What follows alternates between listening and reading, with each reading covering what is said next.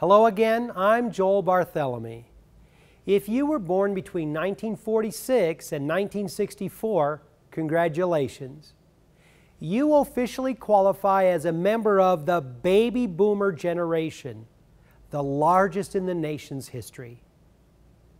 Medical schools were filled with baby boomers in the 60s, 70s, and 80s. Now, many of these doctors are nearing the end of their professional careers, just when the rest of their generation and those with health insurance due to the Affordable Care Act are using a larger chunk of the healthcare resources. In fact, the American Association of Medical Colleges projects that we will need 91,500 more primary care physicians than we have today by the year 2020. Our educational system cannot meet the demand. The number of medical school graduates has risen only modestly during the last 10 years.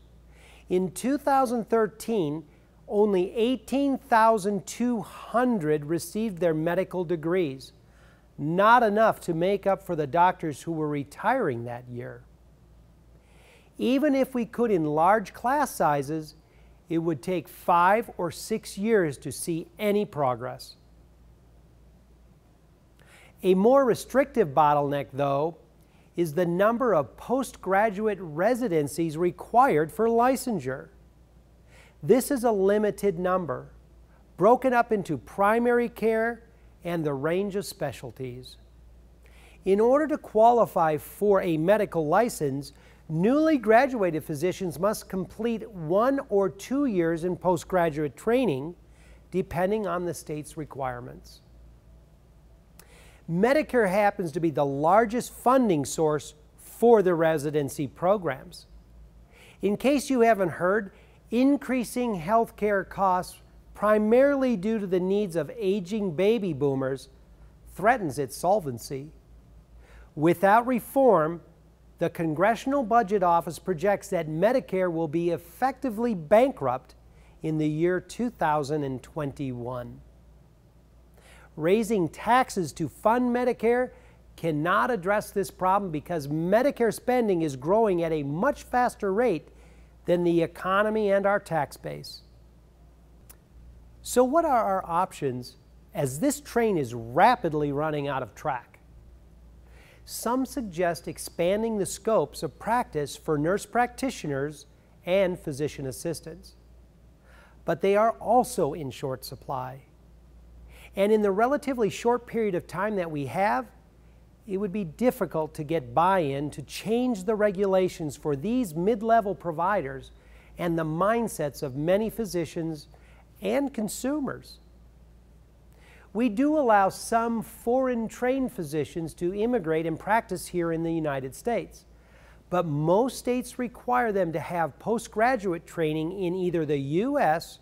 or in a Canadian residency program before they can apply for a license. Dr. Richard Olds, the founding dean of the University of California Riverside School of Medicine, quips that it's a lot easier to start a medical school than to develop new residency programs. So these are the facts. We can't educate and train enough doctors, nurse practitioners, and physician assistants. We can't import enough qualified foreign-trained providers. Letting nurse practitioners and physician assistants work more independently is unlikely. About 1/5 of the population lives in areas where the shortage of doctors is most noticeable, and a surprisingly large number of counties in the U.S. don't even have a hospital. And yet, there is a reason for optimism. ConnecteHealth has come of age, and there is a growing awareness of how it can provide access to quality care, improve outcomes, and keep costs under control.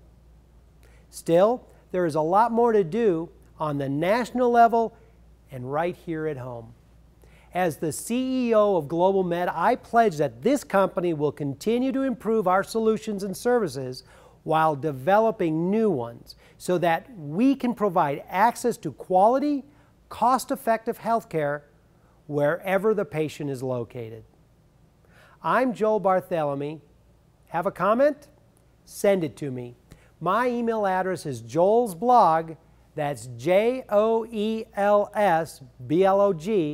@globalmed.com.